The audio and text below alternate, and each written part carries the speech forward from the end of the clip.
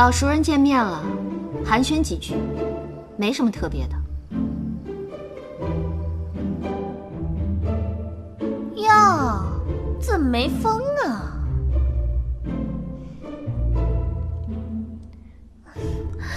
哟，皇上没给你吃饭呀？你要冻死我呀？算了，去给我拿个帕子擦擦手。